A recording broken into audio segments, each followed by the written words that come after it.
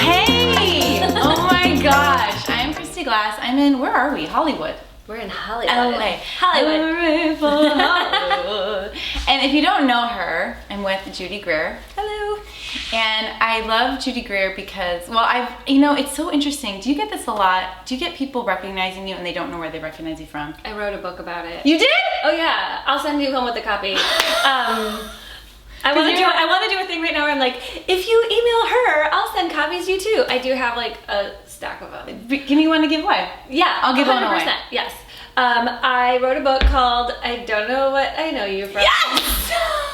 I had no idea. I got my own book title wrong. It's I Don't Know What You Know Me From. Not I. It's I Don't Know What You Know Me From, and it is about that. Are you kidding me? No, and it's in the subtitle was Confessions of a Co-Star because I work enough, a ton, that I cover a lot of ground. Yes. Man. Like I hit a lot of demographics, and you know I just like so I get it all the time, and I don't often like I have a chapter in my book what I call fan profiling, where I feel like if like I can look at a person and figure out what they know me from. Yes. But like. Because like based on, okay, one guy stumped me though, and it was like I was coming home from a vacation, and it was the immigration guy at LAX, and he stumped me. I couldn't get it, and he was holding onto my passport, and he wouldn't give it back until I said something, which is a little rude, by the way, but whatever. Yeah, come on. I'm not like, anyway, so I couldn't figure it out, and I was like, he's like, I don't watch movies, I don't watch television, which is also what everyone says. You're like, I don't know, you look familiar, but I don't watch TV and I don't watch movies. I'm like, well, you have to if you look, you know, if you think you know me. You might be one of my relatives in Ohio, which is also a possibility. But this guy, I was like, okay, well, what do you watch? And he said sports, and I was in a commercial for Sprint that was running at the time, and I was like, could it be from a Sprint commercial? And he was like, yes! So I guessed him. But yes, that is who I am. What would be mine? You? Yeah. You're tricky, because I would say either like 13 going on 30 For sure. Or Arrested Development. No, I would say commercials. Really? Mm-hmm. Oh. Yeah, mostly commercials, and also Ant-Man. Okay. You know, like a more recent one. Yeah. Sometimes men surprise me because they will... for them, it'll be like some of the romantic comedies I was in because they have daughters. Or they like to tell me that they have daughters, and that's why they watch them all the time. They're like, well, I have daughters. And I'm like, huh? That's cool. It's okay. You can like romantic comedies and be a dude. But it is so true, though, because that happened to me with Caroline Rhea. Caroline Rhea is much older than I am, but I was like, how do I know her? Like, from college? Oh, like, yeah. I kept trying to figure it out, and then I'm like, oh, Caroline Rhea. Like, Yeah. whatever sitcom she was on about the Wasn't witches. it? Yeah, the teenage... Sabrina. Yes, Sabrina. Yeah.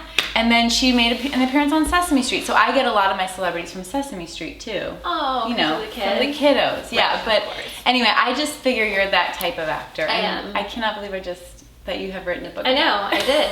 I didn't even research that. Clearly wildly successful since... I'm sorry. But you're also a knitter.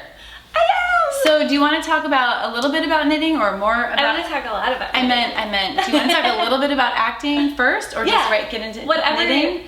Tell me whatever you... I mean, you can ask me whatever well, you I mean, you can look her up on IMDb and see all the things. I think it's cool because we both went to the same school. Yes. We were in Chicago, North Side. Yes. And we're both from the Midwest. Yes. Which I think is super fun. It makes us cool. And you're a knitter. So when did you start knitting? I wish I need to look up the year. There's a place in LA. It was a long time ago. I always think of like where was I living and who was I living with. Boy wise. I do have a good boy knitting story. Well, I have a lot, but one was like when I first started knitting, I remember I made a big mess because I was like new to it, and I had this big ball of yarn that was just a giant knot, and it was on my coffee table in this apartment before I lived here, and it was like this huge mess. I don't know what I did. I didn't know how to rip things out, and anyway, and I was dating this boy, and he was really nice, but I knew that it wasn't really going to go any farther. But like one day when he came over, he started working on my knot, and he was like getting like undoing it, like while I was getting ready and whatever. Like that was like his little project, and I just like kind of kept dating him until he got the knot. No. No. Oh, Judy. And then like one day he he's like, I did it. And I knew that would probably be our last date. Oh my goodness. That's a bad story about a bad person. I'll tell you what, I don't think that this guy thought we had a future together either, but look, let's say that maybe I went on a couple extra dates because he really was getting, and yarn is expensive. I know. And back then, like, that was a luxury item. It was a luxury item, yes. And so that would have been, definitely like 18 years ago. Oh, wow. But peaks and valleys, like I start and stop.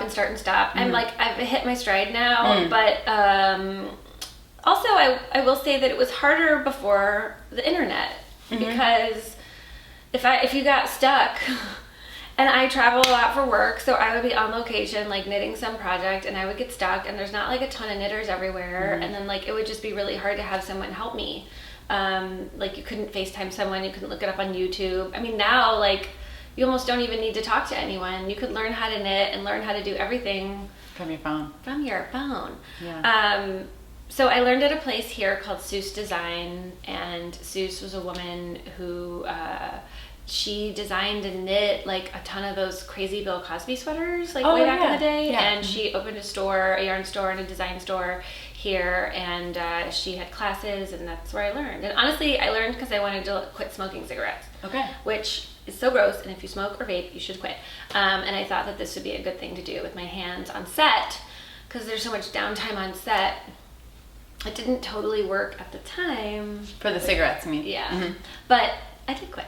That was kind of my impetus. Does that help other people though? Have you heard it helping other people? Yeah, but not a ton. I don't know. You have to add another element in to actually quit. Yeah. I think it helps. Definitely, it helped to like date someone who thought it was disgusting, and I really liked him. So yeah, and then I married him. But I thought that would be. I think I haven't heard specifically that it helps people, but I can't imagine it doesn't. Yeah. It is just like a good thing to do, especially if you. I never smoked inside my own house because I did think that was gross, but I think if you smoke in your own house, if you're like watching TV and you smoke cigarettes, then like having knitting would be really good for that. I just read about, I don't know where it was, but I just read that it does help with smoking and overeating. Yes. As well, although peanut M&Ms are super easy to knit and eat.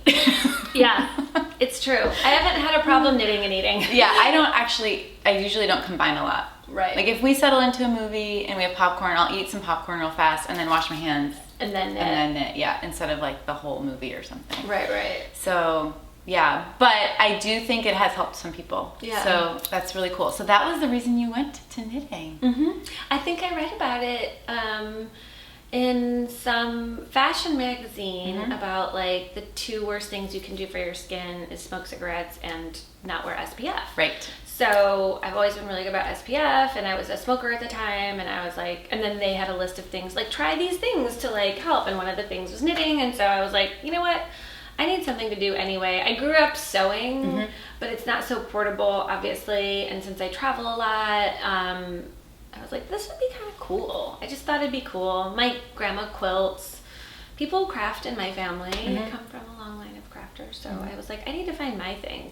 And knitting seemed good too, because it always broke my heart when I would spend so much money on material and like cut out the pattern, and I would mess it up, and then it was just like, that's the end of that. Yeah. But like with knitting, you can rip out if something's gross or it doesn't fit or you make a mistake or anything, you rip it out and you have like all your yarn is saved. In fact, I read about someone who actually like sells yarn that she buys. She unravels sweaters at the thrift store. From thrift stores. Yeah. That's so beautiful. Yeah. That's so awesome. Yeah. I tried it once, and it's a process. It seems really hard. Yeah, it is. But a lot of people do it. And I've also frogged complete objects before. Like, you know what? I'm never wearing this, so let me just reuse the yarn. Yeah. I have a sweater, but how long do you, like how long? You mean how long has it been a finished object before I rip it out? This one was a little while, but it was a really good farm yarn. Yeah. And I think you can also wash it and kind of give its life back a little bit. Okay. It's definitely a process. It's not easy. Yeah. It's not easy. Talk about the downtime, just for people who have no idea what it's like to be an actor. Okay. Can you just sort of in brief tell about when the knitting would fit in to a day on set? Well, it depends on how obsessive I am, because I could knit like while they do my hair and makeup in the morning. Like when I go to work, I get to work, if I'm working all day, like you get to work in the morning, and you typically, if you're a woman, have to show up like an hour to 2 hours before, because it takes us apparently hours to get ready, and men are there for 10 minutes so they can suck it. Another reason. So you can knit in the chair. You can knit in the chair while they like blow out my hair, and I don't know, makeup's a little harder, but I'm not like really good at knitting and not looking. I still have to look. Same. Really? Oh yeah, I cannot. Oh, that makes me feel so much better, because I feel like when I'm knitting with like my friends and they're like la, la, la, la, I'm like, how can you do that? No, I get nothing done at midnight. Okay. Because I'm just talking and I'll be like, oh, okay. Yeah. I'll just put it down. Yeah. I bring like dumb projects. Yes, that are okay. Yes. Although I just did a hat last night that I fully, for the first time since I've started knitting, twisted it when I connected the round. And I'm like, I've never done this before, but that's how I was like not paying attention. Yeah, not paying attention. So you go to work, I could knit in the chair while I get my hair done if I wanted. And then typically like on set, you have like a director chair that you sit in, and you will shoot your scene. Like the camera points one way and you shoot that. And then they have to turn the camera around, and when they turn the camera around, they have to change all the lights, and so then you have like time to knit there. And just like depending on the project, like that could be 10 minutes, it could be literally hours and hours and hours. So there's so much time for knitting at work.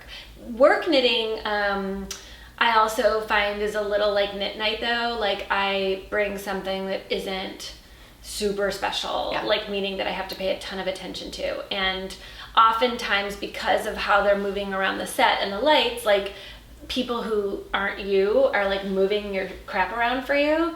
So that's another thing that I learned the hard way, that whoever's in charge of like moving my chair around, I'm like, and now it's this boy Alexi who I love so much, and he's like, okay, what do I do here? Like if I, he's like, yes. And last year I had Kyle, who was amazing, and Kyle knew to put my chair underneath the light, because also sets can be very dark. Kyle, he was like, okay, so what are you working on? Like, do you need to be alone? Like, do you need, and I was like, Kyle, I don't want to be around anyone else, because this is a trickier project. He would find a place where I was secluded but nearby, and there was always a light so I could see. I love this. I know, so they're on to it. Yeah. And like the other day I was doing a gauge swatch for this sweater, and Alexi was like, is that like, are you knitting a coin purse? Yeah. It's like, is that a hat? And I'm like, no, Alexi, let me show you what this is. It's a swatch, and anyway, it's cute. But everyone's kind of like hip to it now. They're like, okay, Judy's got her knitting, and like, I mean, in a perfect world, I would have 2 director's chairs, so that like I would have like all my knitting stuff, almost like a table, and then like where I sit. I know what you need. What? We need to invent you like a pocket that goes on the chair. How would that work? Could it? It could. You know what would be nice? Or is on like, the side? Like, remember the desks in like elementary school? Like something that could come around that I could slip in and out of. I know. And you would not be the only actor to use it. I think there are other actors who knit like well, this. a lot of people like have stuff, like people bring books and most people now honestly just have their phone. I've been trying to be better about, yesterday I was not so good, but I've been trying to be better about leaving my phone in my trailer. And at least like the knitting, it's like, I mean, how are we supposed to not knit all the time? Yeah. But the phone thing, I've just noticed everyone's just on their phone all the time now. Whereas it used to be that like people read the paper or a book, or everyone talked to each other. Yeah, imagine that. Weird. Do you ever do you stand in to light yourself, or do you have a stand-in? It depends. Well, I have a stand-in. It's not like I have a stand-in. It's like everyone has a stand-in. Right. I'm not fancy in that way. I didn't mean it to sound like right. that. I just wanted to clarify. Thank you. Yeah, so there's a stand-in for me, and depending on the scene and depending on the like cinematographer, I'll stand in for myself. If it's like a close-up, it's always good to sit in for yourself a little bit, because then they just have to make adjustments anyway once you're there. Yeah, and also like then they light for you, and honestly like DPs, a director of photography, they like it because they much rather light our face. Yeah. And I would much rather have them light my face, because my face, like, it's a little, I mean, I've been doing this for a long time. I don't have low self-esteem, but it's tricky to light. Like, there's like, you know, I've got like puffy under eyes. I just do. It's genetic, and I haven't like had them surgically removed yet. I'm not ruling it out. And like all kinds of other things. So, you know, you just like, it's just always going to be better. Can you knit while you're being lit? No. Too hard. I You could. have your eyes up.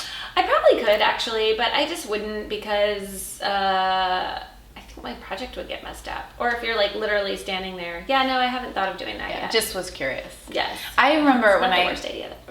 when I first started the business, it was really uncomfortable for me to look them in the eyes. They kept wanting to like make eye contact with me. Because like the DP, like they just want to see like the light in the eye, and I remember learning that, like, oh, okay, this is like, don't feel self-conscious, like this is a good thing, you know. I know, but they're like not even looking at us. Like we're literally like, I do this thing as when I make a joke about like being a DP where I'm like, because they're just like looking at like where the light's coming from, and they're just like in there and they're staring at you, and they're so close to your face, so true. And they're like, and they're not even seeing you at all. Though you're not even there. Like you could literally be anyone, and so I have learned to, because they're just like. They're like, okay. Okay, like, where's the light source coming from? Totally. Okay, and then they're like, they have, like, a little thing. They're like, we need to take that tweenie down by, And you're like, oh, they're not. I know, it's awkward, though. And that's why you think, like, being a stand-in is actually kind of a weird job. It's so weird. Because you have to just stand there and, like, everyone's staring at you, but no one's looking at you. Now, when you're doing these jobs, do you, while you're knitting, if you're in the point where you're knitting and then they're like, okay, come to set, and you just put it down, right? I finished my row. Good. What are you, crazy? I'm not limited. Are you thinking of your lines? What are you thinking about? Anything? I don't know. Everything? It doesn't matter? No. I don't know. Well, hopefully I know my lines by the time I get to set. Well, because isn't TV like kind of like you get lines, you don't get a lot of time with your lines? Like, well, I know what I'm shooting usually the day before. Okay. So, like, in a perfect world, I learn my lines like the night before I go to work. Or I'm in the chair getting my hair and makeup done for so long, so that's actually... You can learn it then. Like, I can learn them then, or at least, like, brush up. And then once I'm on set, I pretty much know. Yeah. So I'm just, like, knitting and hanging out. And people, like, always come around. They're like, what are you making? And they're, like, chatting with you. But that's, like, another nice thing. So you don't have to really, like, engage as much. Do you use the knitting then to not talk to people? Sometimes I have, because sometimes it's hard when there's, like, if you're in a certain emotional place. Personally or for the scene? For the scene. You know, you don't want to disrupt that. And, you know, you can't always go back to your trailer because sometimes your set is far from your trailer or it's just not, like, time-wise, like, by the time you walk to your trailer, like, then you just have to turn around and come back. So, I don't know. I think it does help. And especially when I, like, if it's, like, a sensitive day and we're doing, like, sensitive scenes, like, I will have them make sure that my chair is, like, private and, like, you know, whoever's, like, kind of the PA on set, the production assistant, will, like, kind of know, like, okay. And I work with these people, so I tell them, like, today's not a day that I really want to be around a lot of people, or today's a day where, like, I just need it really quiet around me, or, like... Or maybe it's a day that it's like a really fun, happy scene and I'm really tired, so I want to be around people because I want to be talking and I want to keep my energy up and I don't want it to crash. So, you know. I love that. Yeah. And I think the knitting, I love the idea of using the knitting to hold that place. Because I think it really can. I mean, knitting serves so many different purposes and I can really see it holding that emotional, you know, realm that you want to stay in. Oh, yeah. Now, I interviewed an opera singer who chooses projects. Did you see that one? No, Devin? but oh my God. So she chooses projects based on her show, which is probably a little different from the TV film thing because, you know, a live show has a start and a stop and it's like this, it's a different, like, energy. Yeah, well, you're doing the whole thing all the time. Yeah. And so she chooses her yarn and her project based on the piece. That's really cool. I love that idea. Have you ever done that?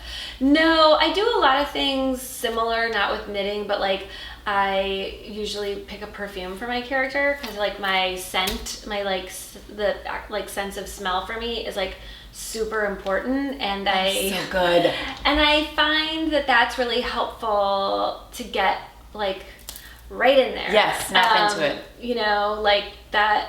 And also I think what we choose to wear, like how we choose to smell is really indicative of like who we are. And if you choose not to smell at all, like that's, I don't know, like does this character, like does she wear like Nivea body cream and is that just what she smells like all the time? Or is she like someone who I was playing a character in a movie once and I was like, oh my God, she wears like Tresor by Lancome. Like that's who this woman is. Like that was the first perfume she bought and like she's that woman who just like has been wearing that scent forever. Yeah. And when I do a period piece, I like look up like what was the most popular perfume for the period and like have my character wear that. Like I like that stuff. That is so cool. I know, but I haven't done it with knitting, but that's interesting. Yeah.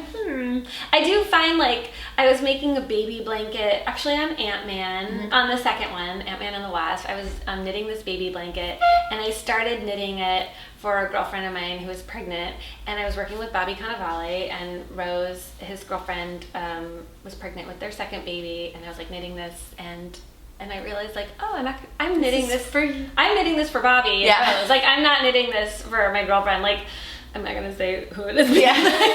But I was like, oh, this is Bobby and Rose's baby blanket. Yeah. This isn't her baby blanket this whole time. Yeah. And it happened another time too where I was shooting a movie, actually it's coming out August 14th, I believe, called Driven, and we were shooting it in Puerto Rico, and we had, I hate saying this, it sounds terrible, but it wasn't. We had some security people on set, and one of the security guys, Luis, his wife was pregnant with their first baby, and again, I was knitting a baby blanket for someone else, but I was in Puerto Rico knitting this baby blanket and totally realized like, oh, this is Luis's, this is his baby blanket. Yeah. This is his blanket for his baby, and I had to like swear word crank to finish it before I left Puerto Rico because so I like stayed up really late a couple nights and like finished it and blocked it and got it all set and then gave it to him on the last day. I love that. I'm sure that meant so much to him. I hope so. I hope his baby's good. He's the coolest guy. I have a picture. I should post it on Instagram of us when I gave him the blanket. I think he was like,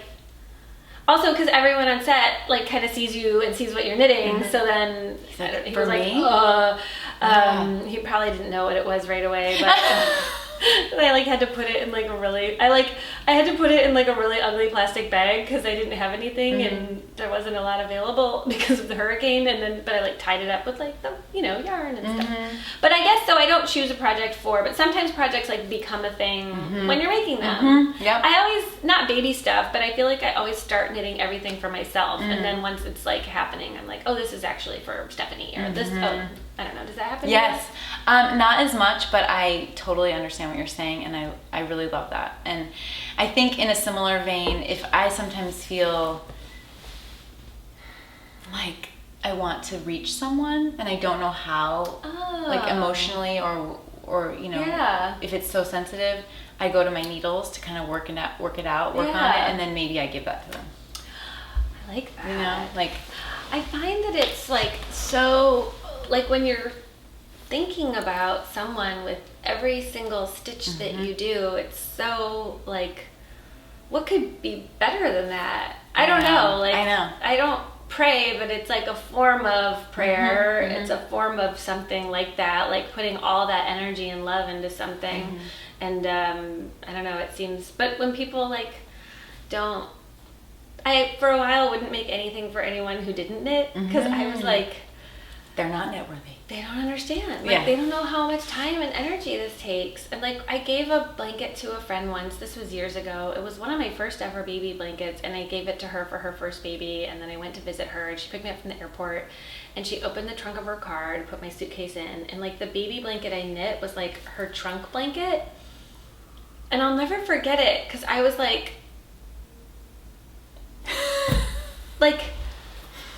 but to be fair to her, maybe that was her way of showing me that she was using it, and her baby was older, but like it was a lot, and I was like, whoa, especially at the time, because like it was a basket weave. I was a new knitter. Like I had to really pay attention. Knitting and purling. Yes, people. And you had that gut reaction. Yeah, and so I was like, that's it, I'm done. I'm not knitting anything for anyone else ever again. But now I've like pulled away from that, because honestly, like how many sweaters can you have? I live in LA. I know, seriously. I tell people, if you ever decide to get rid of it, just send it back to me and let me decide where it goes. And maybe I'll feel the same way. Like, let's donate it. But yeah, I do obsessively buy handmade items from thrift stores when I'm thrifting, because when I see something hanging, if it's like a homemade dress or a hand knit item, I'm like, I can't, how is this in here? Like, what even happened? I know. So I tend to have them, and then I end up donating them, because I'm like, I have a box full of stuff that's not awesome. Let's look at some show and tell. Oh, okay. So this is my first ever baby sweater. I have not sewn the buttons on yet. Okay. I just finished blocking it. What pattern is this? That's a really great question. If you don't know, it's okay. Okay. I found it's on Ravelry. There were 2 patterns in it, and I feel like it's by Erica Knight. Okay. And I used a Lion Brand mandala yarn. Oh, cute. Which did this. I think actually it's not great for a sweater that isn't seamless, because you can see that like it's like, because I've knit 4 pieces and had to seam it. I thought that was intentional, and I thought it was kind of cute. Okay, good. But I understand what you're saying. Yeah, like I think it maybe, but anyway, so I used to always knit baby blankets, and they take forever. And so I thought maybe I'll start knitting baby sweaters for people. But I was shooting a movie in North Carolina, and there was a Walmart across the street from our hotel, and I was homesick, and I was like wandering around like Walmart in the middle of the night, like with my earbuds in, listening to music, and I like was like, oh my gosh, wait, I'm in Walmart. They have like yarn at Walmart. And I went in, and I was like, oh my gosh. So I bought this, like the giant old school like metal needles and this yarn. Did you not travel with your knitting at the time? I did. I brought with me a bunch of these blue hats I was knitting for the Hat Not Hate campaign, but I realized like this director I'd worked with before when I was in Vancouver, and I went to some really kick-ass yarn stores in Vancouver. Although I didn't go to Church Mouse because it's on Victoria, and I didn't have time, and I really wish I would have. Oh, I should have just done like a day. Is it Church Mouse is in Seattle. Wait, what's the one that's on Victoria? In Victoria, I should know this. There's a good one there. Someone knows. Comment below. Yeah, please. There's a good one there, and they. It was too hard to get to. It's like a ferry ride, and I just was like, I kind of got the flu and whatever. Okay, I'll stop. Okay, next up is this guy, which is the Audra wrap. I bought everything over. Just Yeah, in case. that's great. Okay. This is a picture of what it will look like someday, assuming I finish it. This yarn is so pretty. And then that. Oh, by Amba O'Brien. Yeah. This is the yarn. Do you always print out your patterns, or do you use your phone? Oh, sometimes. I always print them out. Okay. Just wondering. I'm like way. an old. Yeah. You got your check marks. I do. I'm very. I write on like because I'm always like. Well, my brain is fried, and when I'm getting up and putting things down all the time, like I just can't remember. So I've gone to just really like I write every little thing down, and it just helps. Yeah. Also, I'm sure when you're like doing many different projects, which I was told once I was a mono knitter, like it was a bad thing. So now of course it's not a bad thing. I'm not anymore. But so here's my guy that I've been working on. It's lace, and I think it's going to be pretty. I'm using Primrose yarn. And you don't have any stitch markers in here. Am I supposed to? Well, when I do lace, I put a stitch marker at each repeat. But it changes all the time. Like the repeats, like when you start See the chart. Oh, sorry. There's a chart. The last page. It's just, I don't use charts. Okay. Like I don't know where you would put the stitch marker. I guess that would be between these two, if this is the repeat, but I see what you're saying, because it starts in it. Thank you. She's really pretty right side. So it starts in, okay, maybe that's why. Because it's like on a the bias. That's why. Because that's right. Because every other row is like the knit front and back, and then the knit two, like, so that's why I think maybe. I don't know. I haven't done lace. But I think that this is the beginning, and then I think you can have markers at this lace repeat until you get to the end. Really? But if you're not messing up, which I see that you're not, you don't need them. But oh, girl, I have ripped a lot out. Maybe the stitch markers would help. I don't know. Well, I mean... It's beautiful. I've ripped out a couple. This part's easy. That's just like... That's so cool because it's like a fingering weight with the mohair. Yeah, so I've got like this guy goes with this guy. This is so pretty. Yeah, it's primrose yarn. So I got... My sister-in-law Heidi got me in the Secret Santa family drawing, and she bought me these three skeins. Heidi nailed it. I know. Yeah, that was a good Secret Santa. So I feel a little like this might be Heidi's wrap, but I don't know. She lives in Phoenix. Oh, but they have air conditioning. They have air conditioning, and I've also found with wraps, as everyone's knitting wraps all the time now.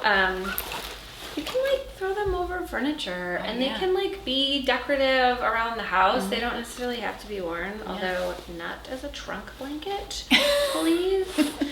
Okay, next is this guy, which has to be assembled. This, I mean, like, I'm like a nutty professor. These are four pieces. This is the Mary sweater. Oh, okay. By Will and the Gang. Also, that's my dog's name. Mary. Look at how sheer and sexy that will be. That is. And it's cotton? Yeah, it's cotton. I used this shiny happy cotton. It smells good. Also, good. It was also a present from a friend of mine named David DeSantos, who bought me yarn as a gift. And I made this because I wanted something Dodger blue to wear to Dodger games. Here's the two pieces, and then you do the sleeves, and I don't know. It doesn't seem like it's really gonna. I don't understand, but you know what? Whatever. You're gonna seam it together later. It's gonna be awesome. Beautiful. I was supposed to do it last weekend, but then I just didn't. And this is a lot of seed stitch. Yeah. That's so easy now. I mean, yeah, because you just go back and forth. Yeah, got it. Yeah. Okay, that's there. Now, how do you feel about cotton versus wool? I probably like wool better. Yeah, me too. But to wear, cotton is nice. To wear here and Dodger games, or just like around the town. I don't know. I'm on the fence about the last cotton sweater I made. Was also, I think it was a We Are Knitters one, and they stretch out so much. Yeah. And they get really heavy, weirdly. So it ended up just being like kind of, and I also probably made too big of a size. Yeah. I feel like cotton is just a little bit more of a learning curve than wool. Wool's more forgiving. Yeah, totally. And also more forgiving, like just like things kind of like blend in more. Yeah. Like if you make a mistake on cotton, it's like, oh, yeah, there's that thing. But like in wool, you're like, I'm just gonna tuck that in and like sew up that. Why is there a hole there? I don't know, but I can just like, all right, seam that kid in there. This is the Weekender. Oh, cool. I just saw a Weekender that has embroidery on it. Oh, I just read in the New Vogue Knitting that embroidery is the jam right now. It's really pretty. So I'm doing... This is so sparkly. Yes!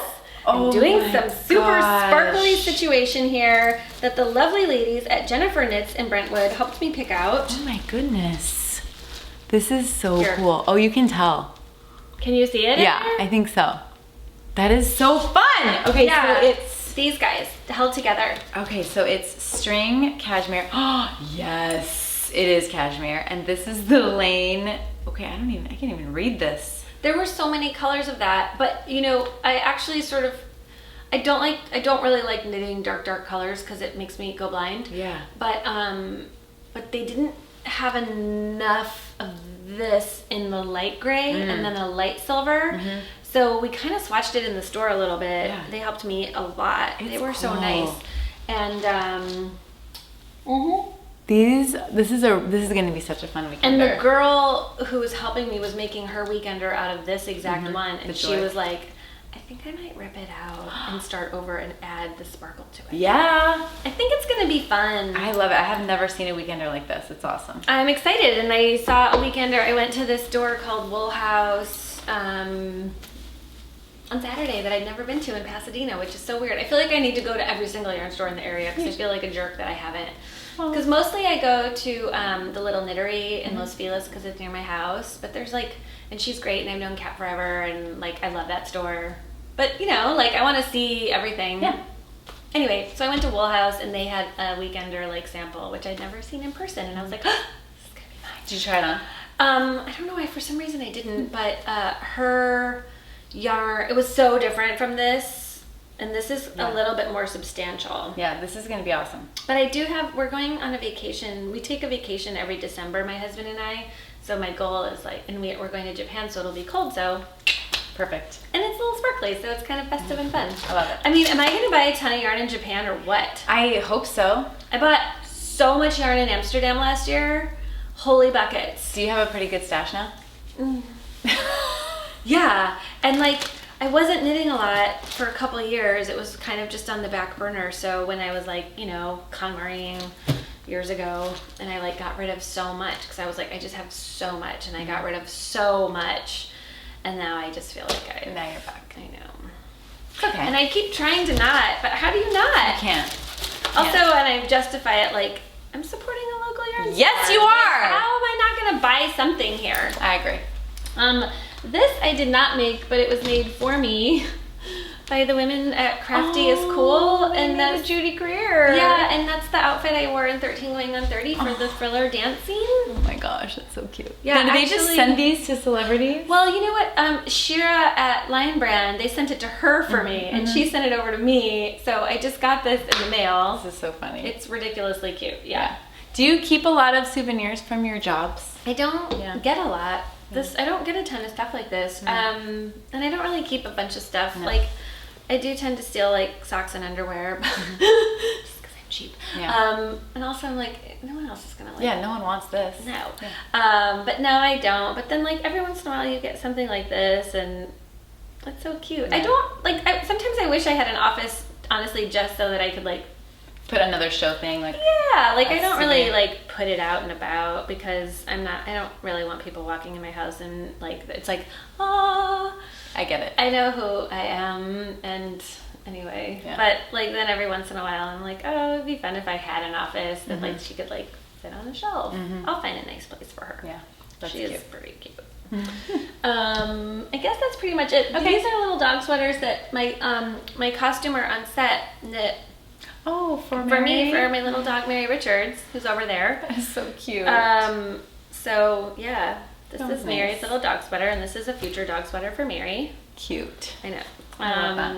Yeah. And do you find that some of the costumers and other actors knit, or is it? I sometimes I haven't found as many knitters as I thought.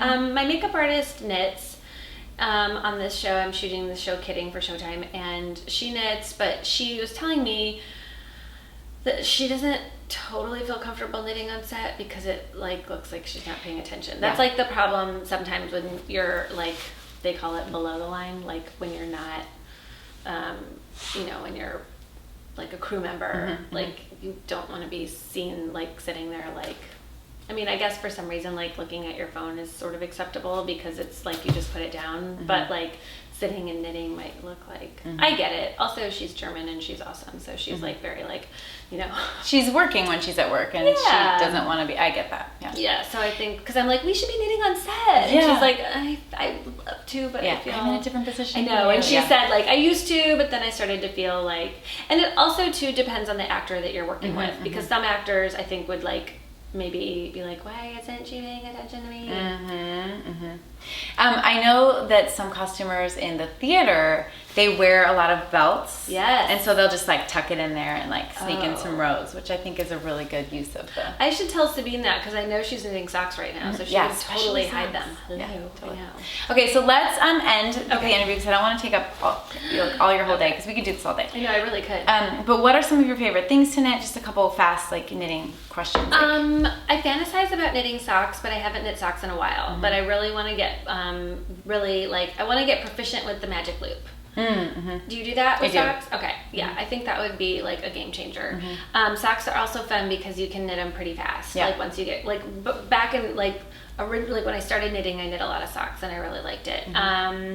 And then I don't know, I knit probably like I'm drawn to knitting sweaters and cardigans because I just like it.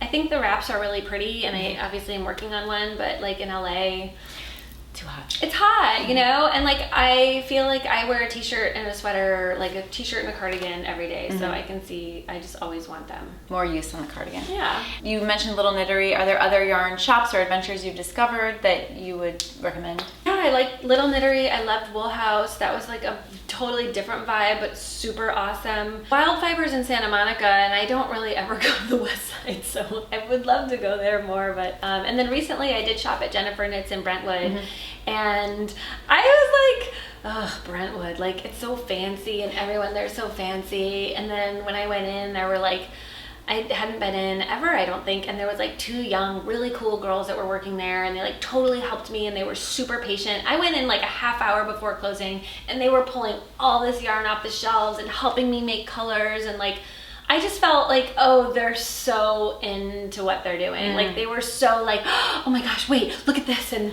they were just like so excited about helping me choose. I bought stuff to make another sweater too, so I was impressed. I was like, oh, this isn't, I don't know, what I thought like about like Brentwood. Yeah. Like we'll have certain impressions about maybe what we're walking into, and then, oh, it's different. Yeah, and they were so cool, and Jennifer keeps tons of cashmere, which I don't usually buy cashmere, but like if you want cashmere, like she's got loads of it. And also they were so sweet about like making some pattern adjustments on the spot for me, because I was like, oh, the arms are too long, and like all this stuff. I just thought they were really helpful and really cool, especially considering that the store was closing, because I was like, I can come back, and they were like, no. Yeah, that's a lot. Yeah, that's great. Well, I have really enjoyed watching you on Instagram. Did you want to mention any of your activism or craftivism before we go? Well, like what? Well, I'm working with Lion Brand. I'm trying to help them knit 25,000 hats, blue hats. So if you feel like you have some extra blue yarn lying around, knit a hat for Hat Not Hate, and you can look at it on the hatnothate.org and send it to them. What else? There was a chimps. Oh my gosh, my project chimps. Yeah, I'm working with this chimpanzee sanctuary, which is in the Blue Ridge Mountains in Georgia, called Project Chimps. And you can go to projectchimps.org and check them out. And they are housing, and we're continuously building the facility to eventually get the final 300 chimpanzees out of this medical testing laboratory where they've been living for a really long time. And we're working on it, you know. We're like, we've got 60, I think, there now, and it's like been amazing to watch. So we've been working on that for the last couple of years, and building and like getting the outside ready and moving them, and it's like, it's pretty major. Yeah. And seeing the chimps like when they go outdoors for the first time after living in a lab. Yeah. In a box. Yeah, they're like, what? A lot of them don't even want to go out. It takes a really long time, and like they have their little small groups, and like one will go out and be like, no, it's awesome out here, come on, and then someone will be like, okay, and then they'll like, okay, and it's so cute. They send us videos of when the first time they let them out, and like watching some of them, like seeing their personalities, like is so incredible. Like the one who's like sits inside in the corners, like the first one, like playing, like, look, you guys, there's like food in this thing, and like it's really incredible. Holding hands, like come on, like putting their arm around each other to like, it's just, that's been amazing. Yeah, Cool. I'm really excited about the chimps. Yeah. Well, if you follow her on Instagram, you can see different posts about things that interest you, and you put some knitting stuff up there. Oh, Wags and Walks, the dogs. One more. I post for a dog rescue in Los Angeles called Wags and Walks. Yeah. But like when they find, they're obviously like rescuing dogs and trying to find forever homes. And my little Mary, who's behind the camera right now, just being a jerk. She's from Wags and Walks. That's how I got involved with them. But they're not jerk dogs. Only Mary is. Oh my I'm gosh. just kidding. No, just kidding. The dogs are not jerks, and Mary's actually. And Mary's not a jerk. She's been very nice to me. She's so cute. She's just staring at us like.